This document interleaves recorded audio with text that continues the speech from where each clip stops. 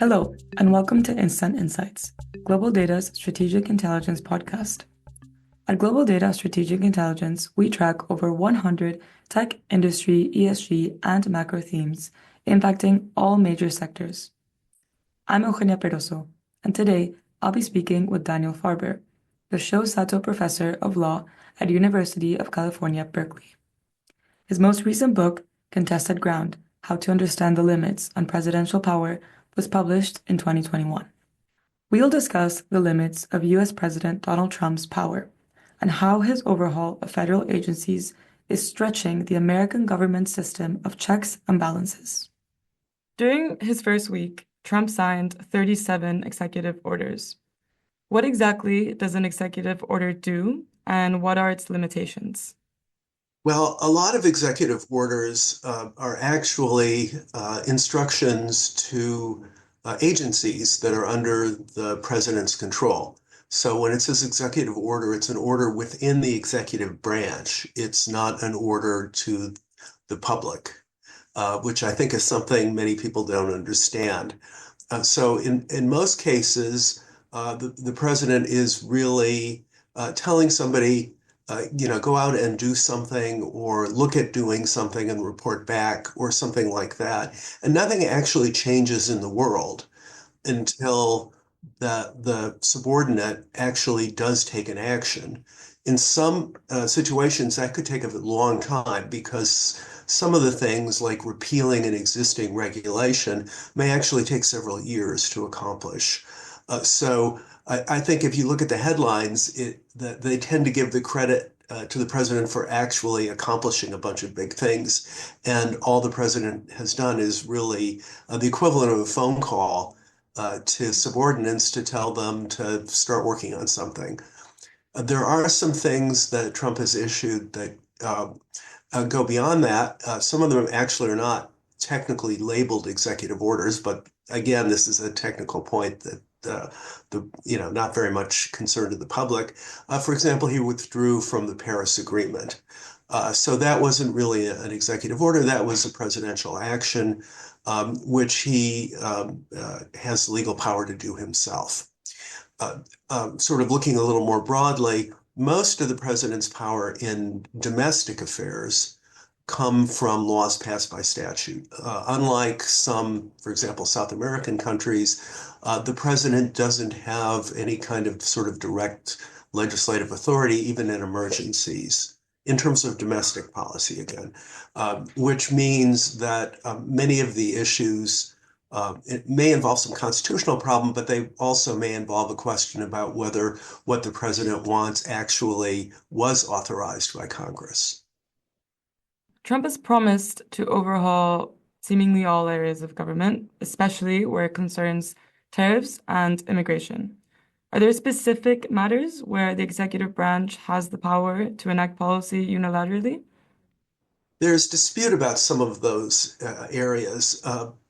The president's power over tariffs also comes from statutes. Congress has the primary responsibility for regulating international trade under the Constitution, but some of those statutes are quite broad. And the one that he's been relying on is supposed to be dealing with emergency situations of various kinds. It's not at all specific about what actions he can take. There are some legal arguments that, in fact, that particular law doesn't provide a basis for imposing a tariff. And I think those are interesting arguments, but I think probably the courts would uphold his ability to do that under the tariff law, or I'm sorry, under that emergency economic order. In terms of immigration, again, the president's powers basically come from Congress. Although there are hints in some judicial opinions that maybe because it involves international affairs, he has some power of his own. But basically, what the president is doing is enforcing various laws passed by Congress about who can enter the country, about who can be deported, and so forth. And really, what Trump has been trying to do is more to take enforcement of those laws to a whole new level. We have, I don't know, 10 million people or so who, in theory, could probably be deported. but in reality, there hasn't been the political will or the funding to really even attempt seriously to do that. And Trump wants to change that. He wants to ramp up activities under existing law to the greatest extent possible, but he's also asking Congress for, tens or hundreds of billions of dollars over, a period of years to really try to at least he says deport all of those people. I really think that's quite impractical, but at least that's his goal. And I think the other thing where we've seen a lot of action that maybe the public doesn't really focus on because it seems like a little bit, as we say, too much inside the Beltway, the Washington Beltway Highway. But in fact, it's going to have a huge effect on a lot of people. And that's what Trump is trying to do within the executive branch by, for example, closing an agency that does foreign aid and trying to cancel as much of their assistance and programs as he possibly can. And I think in the long run, that could have a huge effect on the way American government works. But again, it's something that's not as easy for the public maybe to grasp as something like tariffs. What area of government has been the biggest check to Trump's power and his attempts to pursue these goals? Well, so far, Congress has not been a check at all. The Republicans have a majority in Congress, and they seem to be afraid to vote against him, on almost anything. They've just confirmed two cabinet positions in the Senate that many of them have serious doubts about. And so he doesn't seem to be facing much of a check from that direction. I think it's the courts that are the largest check or possible check at this point. And we've seen them start to become active with a number of lawsuits being filed and courts issuing very preliminary orders in many of these lawsuits. So the lawsuits in some cases are, only a few days old. And most of the judicial orders have been, temporary things to cover 10 days or something like that, while the judge takes a more serious, close look at the case. But I think it is the judiciary. In the past, Vice President J.D. Vance said he would advise Trump to fire every single mid-level bureaucrat and replace them with our people. He also recently said judges aren't allowed to control the executive's legitimate power after a judge blocked some DOJ members from accessing Treasury Department systems. Has the administration made some attempts to replace workers in the legislature with loyalists?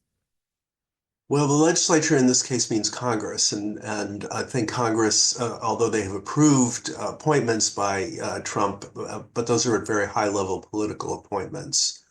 Now, Trump is certainly making an effort to get rid of a large number of mid-level or senior members of the civil service.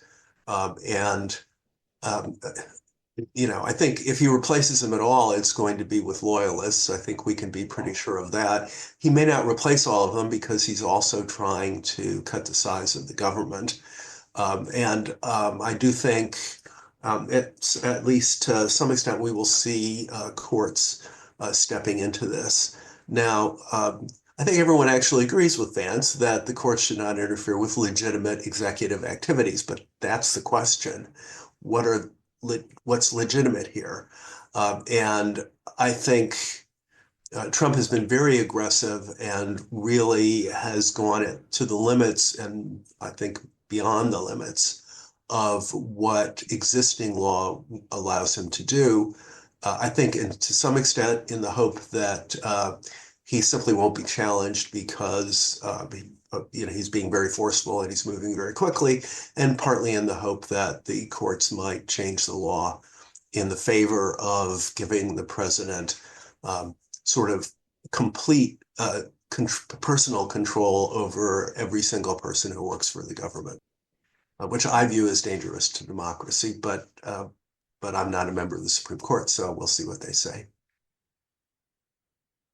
They've said quite a few times that if lawsuits don't go their way, that they're going to appeal. At least Trump has said that. The appeal process for all of these different lawsuits, what's the time span that we're looking at there?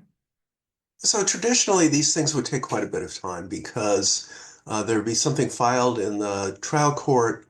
The trial court would consider the issue over at least some period of weeks, most likely, maybe issue some kind of injunction that could be appealed to the Court of Appeals. The Court of Appeals would take its time considering the case, and the Supreme Court would get involved, if it did at all at this stage, only after that process was complete. And often the Supreme Court would say, no, we're not getting involved just at this early stage of the lawsuit. We're going to wait until the whole lawsuit is finished. But in the last few years, the Supreme Court's really changed its approach to handling high-level cases, and they have tended to move into the cases very quickly. So I think, in fact, that some of these issues are likely to reach the Supreme Court, in weeks or, a few months, not in, years. For example, I think the birthright citizenship case. I always hesitate about making predictions because judges are unpredictable and you can never be sure. But I think there's a really good chance the Supreme Court will decide that case this spring, and not put it over even till next year. It's clearly the kind of issue that the court will ultimately have to decide. And I think, uh, again, they might surprise me. They often do. But I think they're likely to want to move into the issue, especially since otherwise there's a risk that you could have different rulings in different parts of the country, and you really have to have one rule about who's a citizen nationally. It's not something that you can say there's one rule, in the West Coast states, and there's a different rule in the southern states. So I think that one is likely to be maybe the first of these cases they decide. I think some of the cases about where President Trump has just said he has the power to refuse to spend money because he doesn't like what it's being spent on. Congress wanted to support a certain program. He doesn't like the program. He's not spending the money. That contradicts a law passed by Congress, about 50 years ago? And Trump thinks it's unconstitutional, that law. I think that issue also could get to the Supreme Court quite quickly. And some of the other issues, I think, will take more time. They just don't seem, they may raise significant constitutional issues, but they don't seem quite as urgent. These two issues will have kind of really drastic effects on the law very quickly. If we stop issuing birth certificates and start treating children born in this country as illegal immigrants, that's not that's too important to say, well, we'll wait a year to decide it, I think. And I think the impoundment, he's made it clear he's not just using this in a few small cases. He's planning to use this on a massive scale. He's already closed the international aid office. He's talked about closing a lot of the Department of Education and so forth. Again, I think these are issues that probably can't wait for what used to be the very careful, deliberate pace of litigation. Many lawmakers have repeatedly highlighted that, as you said, only Congress has the legal authority to modify spending and the structure of US agencies. And yet, Trump's blessing seems to be allowing Elon Musk to do just that, as we have seen with the overhaul of USAID. So, to what extent is this evidence of this administration's power overwhelming the checks and balances that were designed into the US system of government? Yeah, it's certainly something I'm extremely concerned about.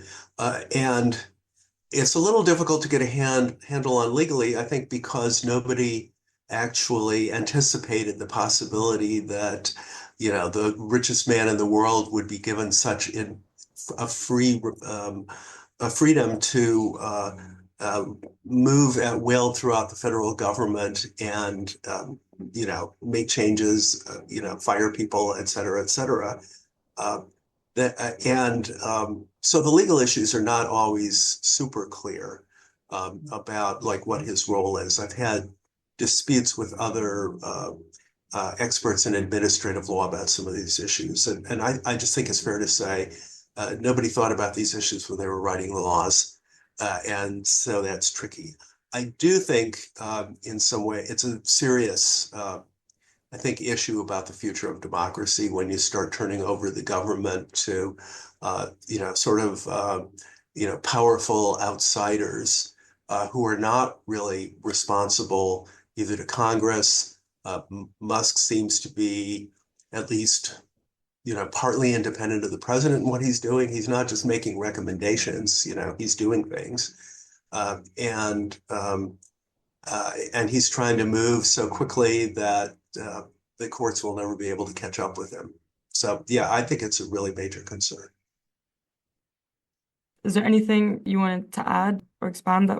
Yeah, no, I don't think I have anything really important to add. I guess I would just emphasize that I think at this point, the big question is whether the courts will uphold the rule of law, or whether, they will either out of ideology or out of fear, give way and basically, allow a big step toward authoritarian government. That's all we have time for today. Thanks to Daniel for joining us, and thanks to you for listening. Until next time.